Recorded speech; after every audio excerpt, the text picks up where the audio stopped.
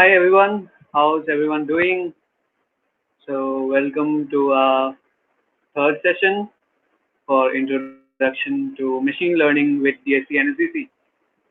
Right, so everyone excited? Give me a hi if you are able to hear me, if the audio is correct and if I'm visible at all.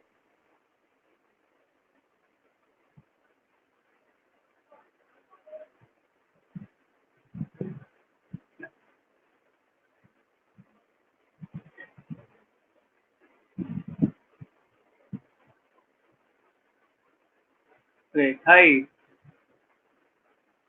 So we have covered in the past two chapters the introduction to machine learning, like what machine learning and what are people doing with it in the current day. We have also covered some basics of data. We talked about how data can be noisy, but data is not always like in the correct format that we want it to be, or it could be having errors which we might need to remove. We just discussed a very basic method of removing these errors. So today's session, as you might know, we shared with you the course outline. So today's live coding. It's more about talking and more about interacting with each other today. Since there are a lot of people who have been active in the last two sessions, and we would like to know how you guys think. And I'll expect that everyone here will be willing to interact, willing to put up their ideas. You might have noticed that whenever someone puts up a nice idea or an answer or a solution or suggestion, we share it on the screen. So today we'll be doing more of that. We'll be, sharing more of your ideas than just my idea, or maybe something which I might have got out of some book or any article or blog on the internet, right? So, uh, quickly asking, like, how many of you have built an AI model and machine learning model ever? If you like, some of you have been pretty responsive in the chat about machine learning concepts and topics. So we just like to know a very quick survey if you have ever built a machine learning model or not.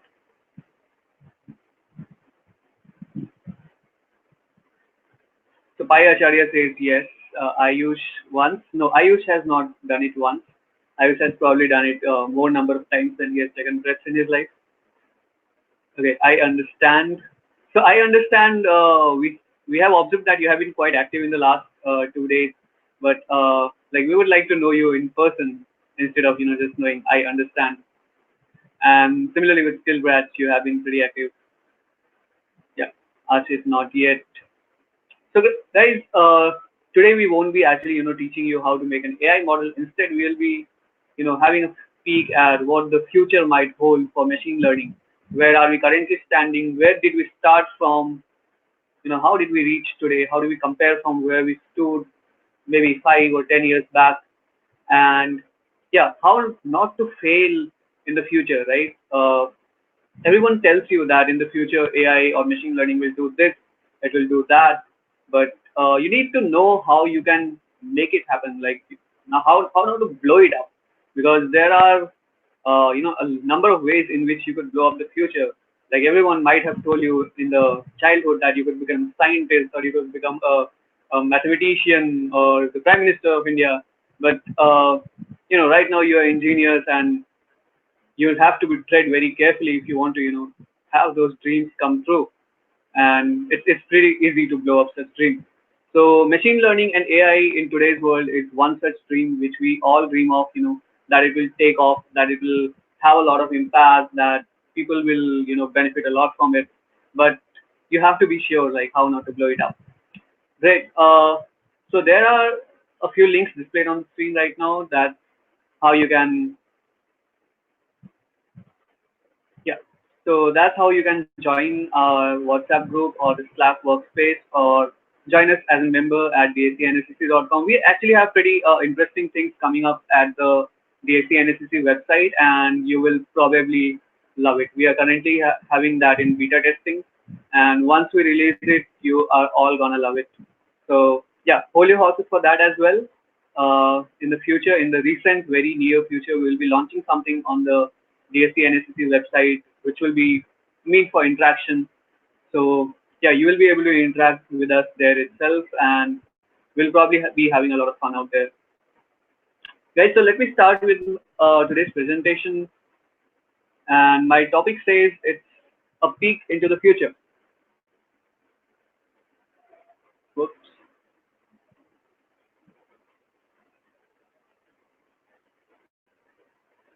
So here's a bit about me. You have all been doing this thing called Intro to ML with DSC NSEC. So DSC NSEC is a club, and I'm the lead of that club. I kind of came up with this program. It was my idea, and then it was supported by all the members of DSC NSEC and brought out to all the people in the world to see and benefit from this course. I'm an instructor at DataCamp. For those of you who do not know DataCamp, DataCamp is a website.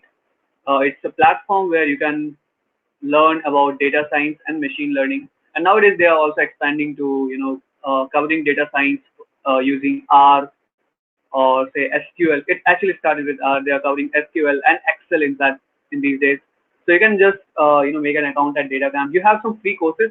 If you are interested in having the entire access to DataCamp courses, then we also run a DataCamp online classroom program with DSC NSEC. So if you do that, then you will be getting 6 months access to DataCamp unlimited, and you need to apply for that with us, and you need to make sure that we understand you are interested in machine learning, right? So if you do that, then you will be getting 6 months of access to DataCamp courses, and trust me, it's an amazing platform to learn.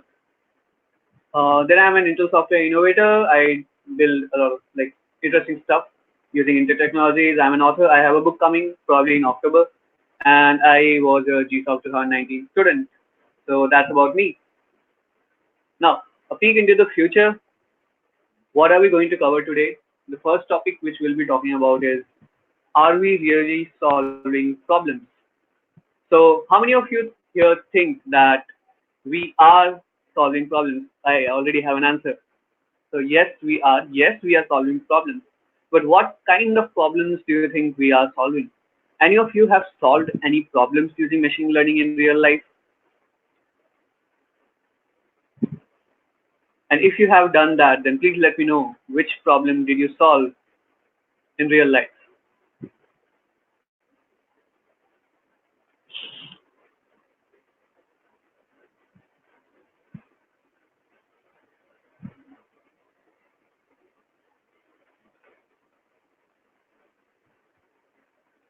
So you're solving problems which are hard to solve otherwise. That's great.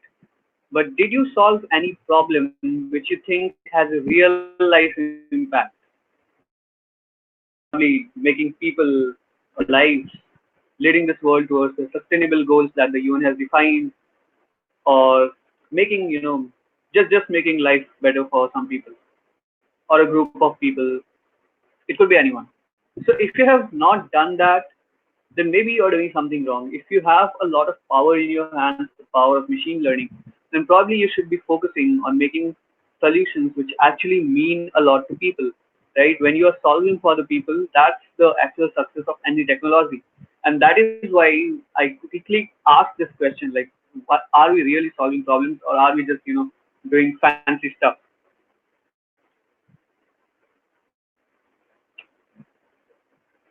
So I agree. It's like it is difficult to identify problems.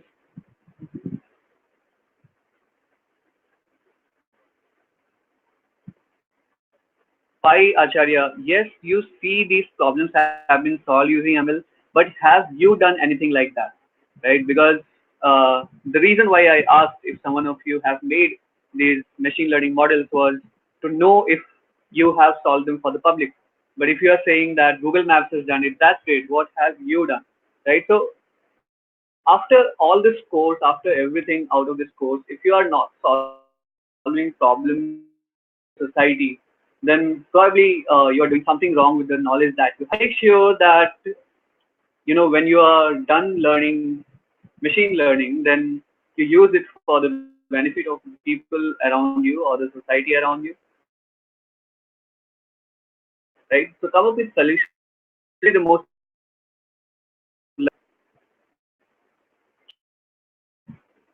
yeah, problems can we solve? So instead of asking you whether you have solved the problem, what problems can we solve today?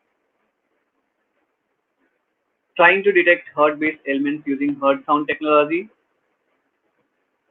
Yes, yes, we can do that. And I don't know, maybe it might be already in this. Surely. Yeah, this is what we are trying to equip you with, right? This isn't a course in which you just learn machine learning. This is also a course in which we teach you how to, start thinking about solving problems which actually have an impact on the society. Since, as we say, this course is different. So, yeah, this is the difference in this course. We actually solve the problems for the society, recognize these problems, right? So let's move ahead. There's a startup called Niramai. What they did was,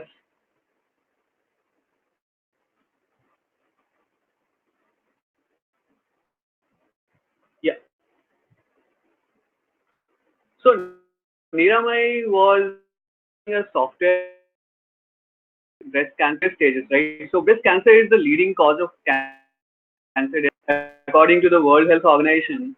Almost one in every risk of breast abnormality in 50% chance of surviving, right? So it's pretty fatal to, and the methods which recognize breast cancer, yeah, they usually due to multiple number of scannings, or people had to feel touch the person to come up with the diagnosis. So what Niramai did was they used image processing tool named Thermalytics, which is at machine learning algorithms to come up with a solution. What it does is thermal scanning of the region of the chest. It the person might have, or a breast cancer. So this solution is actually pretty cost friendly, and it is portable, so it is also carried out in the rural areas, and that's what makes it nice, right? It's pretty great that something like this has come up. And I'll tell you that Niramai has recently raised a 6 million funding, like $6 million of funding from a Japanese incubator, and they are also incubated by the Google Launchpad Accelerator program. So if you are building something for the society, for the people, then everyone is going to support you at the end, right? Now let's consider something else which we have solved using, or which a problem which we have solved using machine learning. So Reba is a which can act as your nurse for some time. So Reba was developed by a Japanese firm, and has the highest right. So people in Japan age. So what happens after a person like goes up beyond the age of 65? They are not very productive, or they are not very. Uh,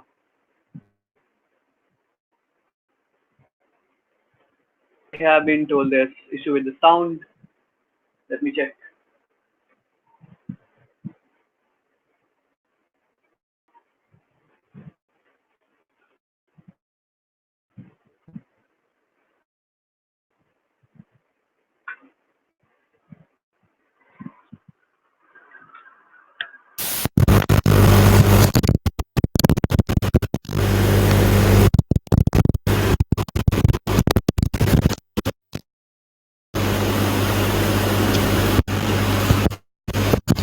Hey, able to hear me now?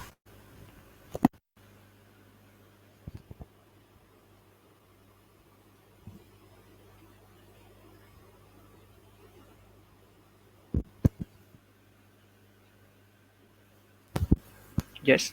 Okay. So what I was saying was that Reba is a robot nurse, right? So Japan has this problem that even though they have the highest life expectancy in the world, nearly 30% of their population is above the age of 65, right?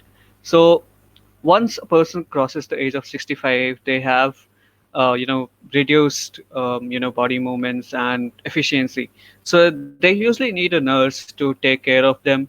And if Japan expends their nurses at all, so the people who are elderly out there, then it's really not possible to cover the hospitals which actually need those nurses. So they came up with these AI based robots which take care of the people who are old age. So this robot Reba, it can lift a person weighing 61 kgs up to 61 kgs, and it can move them from one place to another, and it can also monitor their vitals at all times. So whenever a person is like going through a low vital stage, then the Reba will try to do the normal procedures which might be required in such situations. Otherwise, it will inform the nurses. So this was one problem which was solved in Japan. So because Japan has less people and it has even less number of nurses, they use robots to help these old age people. And then hearing aids, right? So lots will be available in the market. They are the Livio, which was launched by Starkey in 2018. This is one such aid which is AI enabled. What it does is that it there's a basic problem with hearing aids. Um, Whenever there are a number of people talking, say you're in a party and you're in a party and a lot of people are talking around you, then you might have some issues in distinguishing who is speaking, right? Say four people are speaking in front of you at the same time, then normally we like whenever we have a normal ear, for us it's very easy for us to distinguish like who is speaking. We can just look at that person straight and we know that this person is speaking. But for people with humans, for them it's very tough. So what Livio does is it helps them distinguish these voices. Along with that, Livio monitors their brain vitals as well as stress and heart rate, and it sends all this data to an app called Thrive.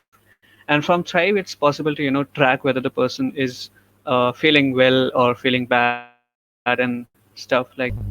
This was a problem that they solved. Like the problem was people were you know the hearing impairments caused people to have the problem of hearing in surroundings which were having multiple sounds. So they came up with this, and this actually is a very hot topic of research currently, in which voice segmentation is being done in real time using hearing aids. So this was one of it. Now we ask you, how far do you think we have come? So yes, everyone has told you that we started with very basic computers. If you read the history of computers, we started off very basic, and in the general timeline of computers that we have, that you know the RAMs or the computing power which we used to have, that was pretty small. But how have we progressed in AI? So let me talk about the first one that we had. Okay, so this is the machine. Yeah, this is the machine. So the Bombe. How many of you recognize this image?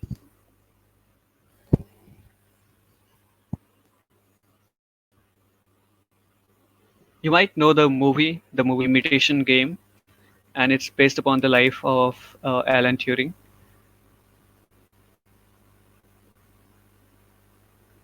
Yeah. So what is this machine? The machine's name is Bombe. Anyone has any idea what it does?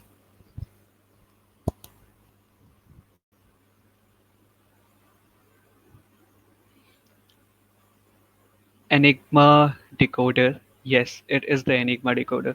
So Enigma was a kind of code And this was produced using the Enigma machines, which the Germans had, and they were passing these messages all over. And the Bombay, why do I call it the first form of AI? Is that because the Bombay tried to predict something, right? There was a key which used to go into the Enigma. The Britishers did not know the key, so they had to guess that code, and guessing is a part of machine learning, right? So this was one of the first attempts at machine learning, the Bombay, which used to guess the code by which they could decode the Enigma machine's code, right? And this is how far we have come from the stage where the IBM's Deep Blue then Grandmaster of Chess, the champion, Gary Kasparov. So if you look at these figures, it tells you something. So there's a very interesting story here that when AlphaGo came out, it beat it defeated the then strongest chess engine called Stockfish. So Stockfish had a rating of 3500 then, and AlphaGo defeated that, and AlphaGo became the champion. After that, when they came up with AlphaGo Zero, so AlphaGo Zero was a more generalized version of AlphaGo. AlphaGo was specifically for chess. Before that, it was for the game Go. So when AlphaGo Zero came, it took 9 days to just have self-play training. Like it used to generate these games. It took 44 million games to learn and defeat the AlphaGo. So AlphaGo Zero took 9 days to defeat the AlphaGo, and in 40 days, the ELO rating is basically the strength of any chess player. The ELO rating of AlphaGo Zero was 5185, and I should tell you that the current grandmaster of chess, the champion Magnus Carlsen, has it around 2800. So you can imagine this machine plays almost at the double level complexity of the current chess champion, almost the double. And this is how far we have come. Because when the first match between, the first series of matches between Gary Kasparov and Deep Blue happened, at that time, Gary Kasparov won four of the games out of the six played. And this is twice strength of the current Grandmaster. Cool. Working with and for the machines. So, do you think you're working for a machine? How many of you think that you are working for a machine? Or is it even possible in current date?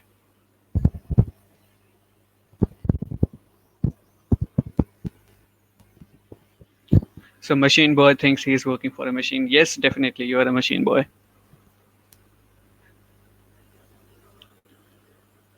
Okay, two of you think you're working for a machine.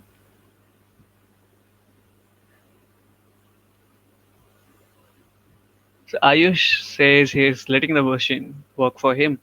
Okay.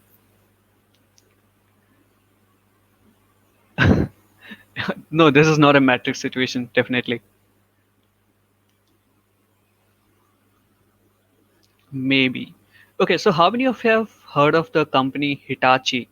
You might have heard of Hitachi, which produces a lot of stuff. I currently forgot what Hitachi produces. It's in the domain of electrical and electronics, right? So,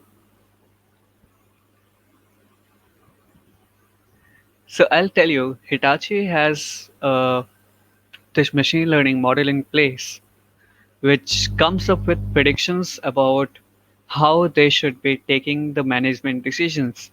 So what it does is in the Hitachi's official management structure, there's one place where there's a completely automated system running, right? So in the hierarchy of giving out orders, they actually have an AI which gives out orders, things like we need to make this many sales in this area, this team has to work on this product or this campaign, and stuff like that. So it takes the management decisions of what has to be done, and the people who are lower in the hierarchy in Hitachi, they actually work, right? So whatever the machine says, people are doing that. And trust me, we might be seeing the same model in future companies. Currently, these companies actually have people who make these analyses using computers or maybe data science or machine learning, and they give out the orders. But Hitachi actually has this automated system which gives out the orders as well. Yeah, so there are people who are actually working for machines. Besides that, people who are using Facebook, Twitter, or any kind of social media platform, including YouTube, guys, you're producing data. This data is being fed to machine learning models, which are getting smarter, right? So you're actually kind of working for them. So anyone who says no, you are working for machines. Great. So working with the machines, right? So this is another way in which we are looking at machine learning in current date or in the future as well. So working with the machines could yeah, instead of just a Tinder swipe right, it could also be things like voice assistants, which you currently have. You might know Google Assistant, Siri, and all. So basically, working with the machines is a system in which you provide some input, the machine does some kind of processing, or it gives you some intel on that, and based on that particular intel that the machine provides, you make another decision or you do another action, right? So that is working with the machine. So your phone, which you use for bringing out information using Google Assistant, so that is one way of saying you're working with a machine. And then improving the machines, right? So this is a third form of opportunity that we will have, working for the machines, with the machines, and improving these machines. So there are machine learning models right now in today's world. In the future, we will need to improve them or change them according to the requirements of those times. So currently in India, the uh, auto driving vehicles which we might be developing will obviously be built on the consideration that the roads might have potholes, or they might not have the proper marking of lanes on the roads, because in India we do have that problem. So if we are making an autonomous driving model, so it will have to keep those things in consideration. But if we do that, say, um, 50 or maybe 60 years from now, we might not even have that problem. We might even have flying cars at that time, and autonomous driving will become a problem in which we might even be, solving flying cars, how to fly between buildings. So over time, everything will be, changing, and a model which is developed today, in the future, it might not be the same. Its considerations, its constraints, its availability of power and data will change, and it has to be changed, right? We need to improve them in the future. We might even have to remove some of them. We might make something which we have not yet imagined. Finally, coming to how to not fail in the future, right? It's very important that, though we have discussed that in the future what we could do, we need to discuss how not to fail it. So the first thing which drives failure is unreal expectations. So be honest right now, everyone here, that did you at any point of time have unreal expectations from machine learning? Like, did you ever build a system in which you might be doing something which, how many of you actually have dreamt of making Jarvis?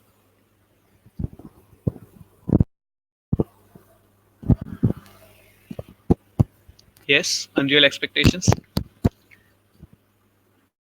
So when you first started learning machine learning, probably you had something in mind, like the first thing which I'll do after learning machine learning, I'll make auto driving cars, or maybe I'll make a system which defeats all the chess players of the world. So these kind of things are some things which we have as expectations when we are learning, ML. And once we start learning it, we realize that everything is, a nice dream to have, but it might not be, easy reality. Yeah. So Unreal expectations is very important. Don't have them in the future. Like, just don't start imagining that maybe in 5 years or maybe in 10 years, all the diseases will be diagnosed by machine learning. That's not going to happen.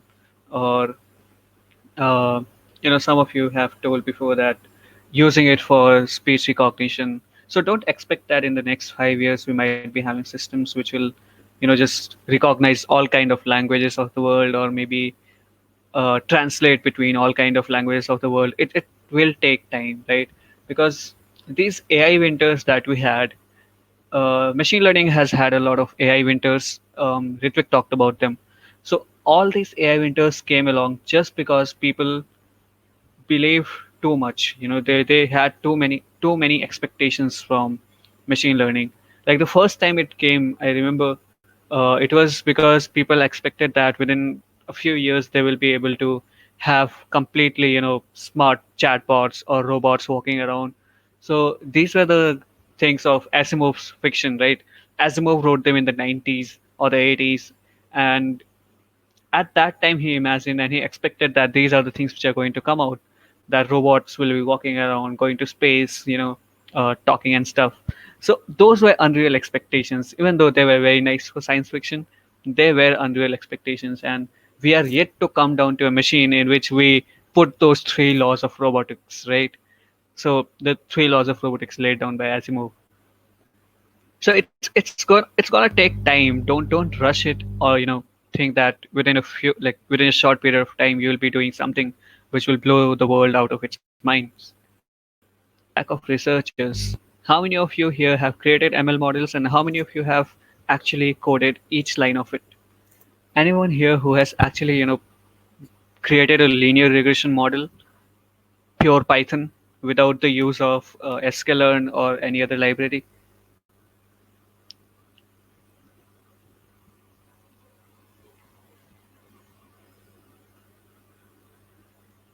That's one person.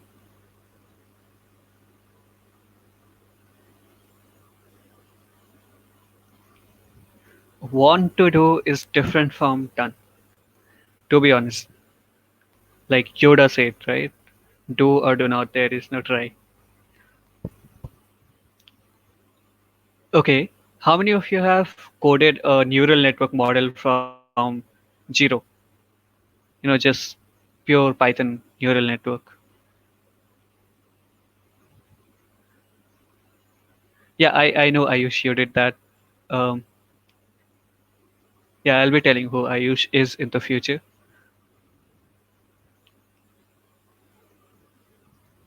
See, guys, this is the problem, right? We all are excited about using machine learning, excited about developing solutions for machine learning, but not all of us actually go down to the inner workings of these models, and that is going to hurt. Skill patch. I remember when I was in my first year, I coded a neural network from pure Python. So being first year is no excuse to not doing something which should have been done, right? I really believe age is just a number, and first year or final year, it makes no difference. What has to be done should be done. Yeah. So coming back, that we are lacking in researchers. Researchers are the people who actually, go down to the maths behind the machine learning models, which we will be introducing in the uh, second or third session from now, because we want to make you guys into researchers. That is very important, right? So if we are lacking people who understand the maths behind these models, or people who actually know what makes a model work or fail, we are going to be in a lot of problem, right? So in the future, like, think of it, all the machine learning models or all the smartness that comes into a machine is just because someone coded it, right? There is a human or a group of humans who coded the smartness into a machine. So if we think about the future, the problems will be tougher than they are today. There will be larger challenges, and if we want to cover them, we want to understand today better, right? So if there are, like, if everyone today just focuses on applying it like you guys are doing, it will really be a problem in the future, to come up with new solutions, new ideas, or new approaches to solving the problems that might be much more tougher than we are having today. Like 20 years back, probably spam wasn't a problem, or maybe it was a small one. But in the current date, we have huge AI measures to fight spam, right? So every problem will keep on growing, and we also need to grow ourselves along with it. Instead of just applying machine learning, invest in understanding it and understanding how you could change machine learning if you wanted to, right?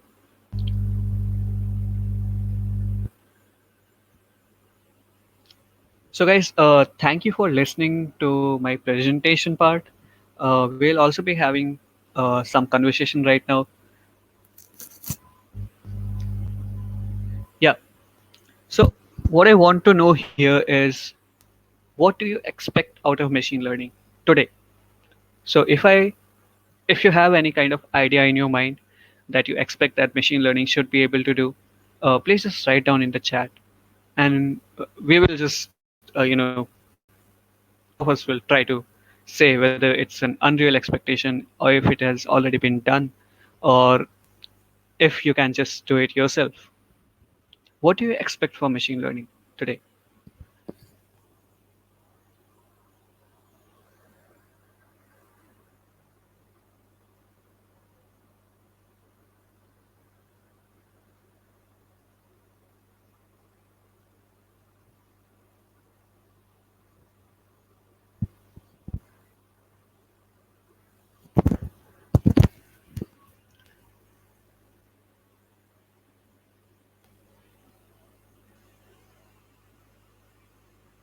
It appears that people took my slide very seriously about having unreal expectations, and they are worried that their expectations might be called unreal.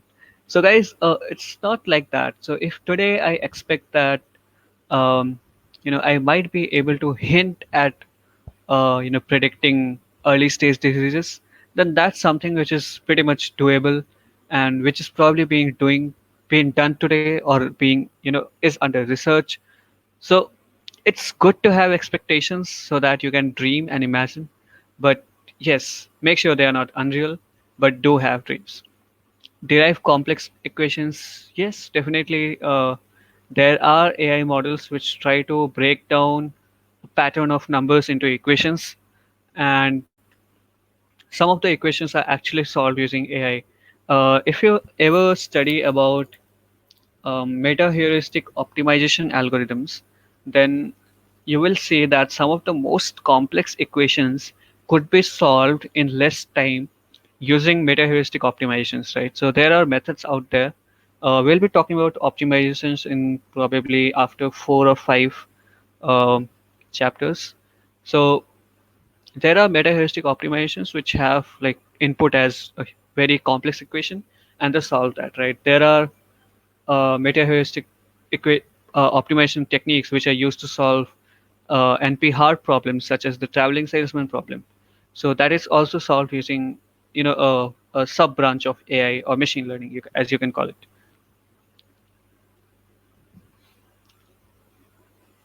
Okay, so going through student copied assignments to recognize who the original writer is. Yes, we have in place AI-based plagiarism detectors, and they are getting better every day, right? I remember when I used a plagiarism detector around 7 or 8 years back. Then what it did was just string matching, and probably the order of string in which it appeared. Today, these plagiarism detector softwares are able to detect if you have changed the style of the sentence, like, just made it from active to passive, or sometimes there are plagiarism detectors which even detect the change of language. So if you use an English sentence in an English sentence, you can think that it won't be detected. So AI might be able to do that, and you'll be caught.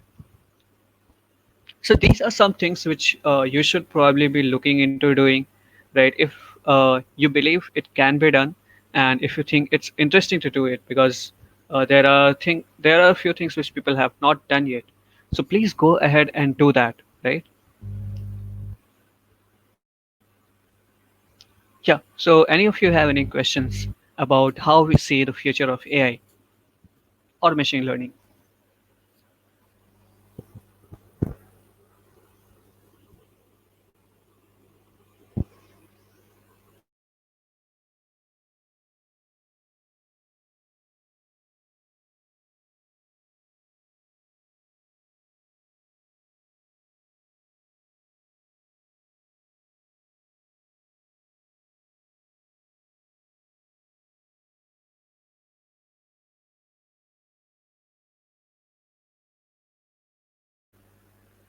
To read human minds on some decisions by judging their expressions.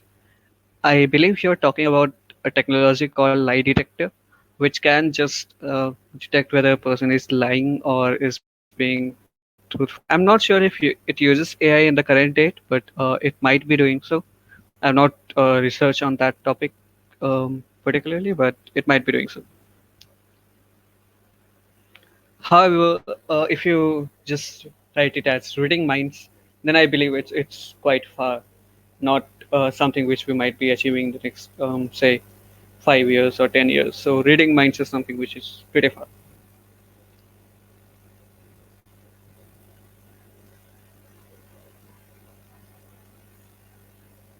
Sandeepan, what you're talking about ML algorithm, literally for everything, it's tough. We should probably not be looking at it in the next, say, 3 to 5 years at least. There are attempts at this every day. There are companies which are attempting to make it.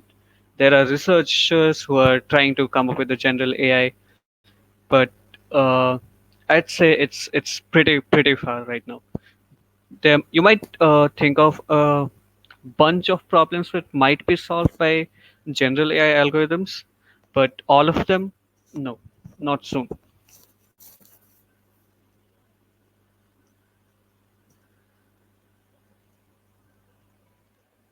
So, Machine Boy, I just want to know what a build anywhere door has to do with machine learning.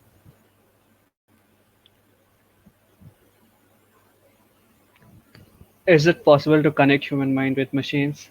Yes, definitely it is. Like every other day, you might be, if you just search for uh, brain control something like brain controlled devices, you'll see that there are attempts and scientists coming up with machines which act to the impulse control. It doesn't matter, but what has been done, uh, I'm not sure if Neuralink is the one which is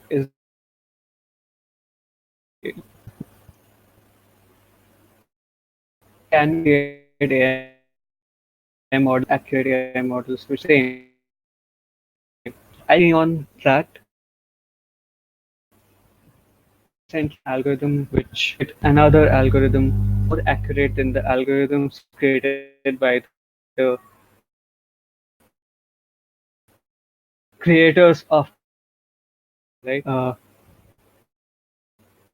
So I might just be able to find that out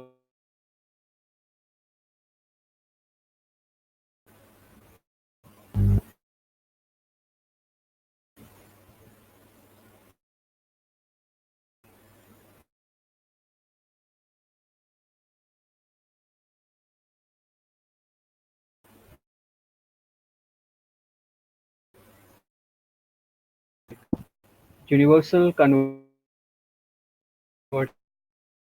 of code for diverse languages.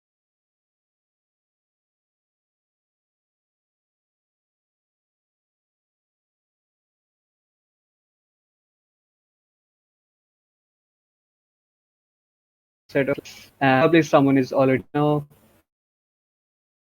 because it's machine learning. It's okay. Here I would like to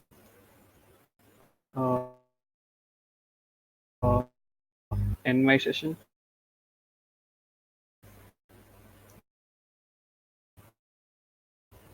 because future learning or AI is something which is talk about, and I really don't want to bore you guys. So quickly introduce you to what we might be expecting in the future. future. So the next session that we'll be having on 15th. So we'll be having these sessions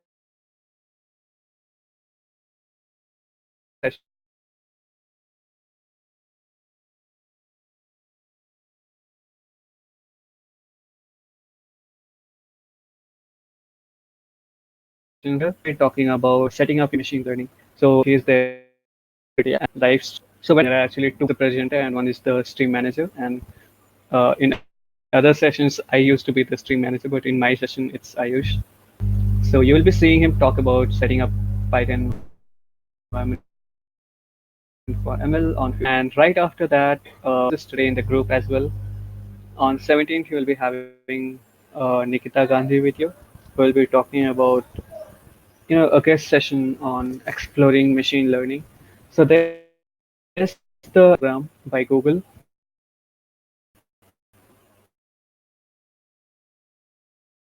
Skill Cities and about machine learning.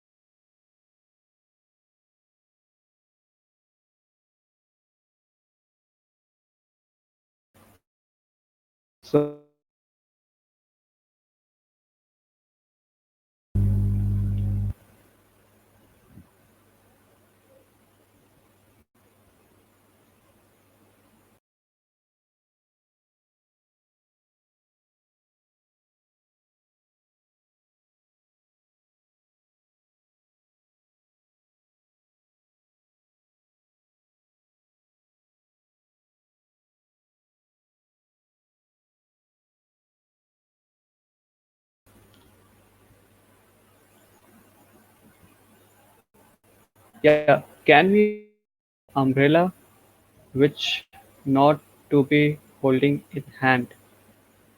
Um, I don't know. I am not even sure if that's a application of machine learning. So yeah, you're really free to try that out if we can make an automatic umbrella, which we do not need to hold in our hands. Yeah, so guys, this was it. I'm kind of ending it 5 minutes or 10 minutes earlier, so that uh, you don't have to get yourself bored. But if you have any questions on my session, or if you have any questions on the sessions presented previously, or if you have questions about what might be coming in the future, then please do ask that in the group. I'll try to update the course outline today. We have more courses added, and yeah, we have much more interesting sessions coming up for you to attend. That's all for today. Thanks for joining us. In the next session, we'll be having Ayush, who will be teaching about how to set up the Python environment. Thank you.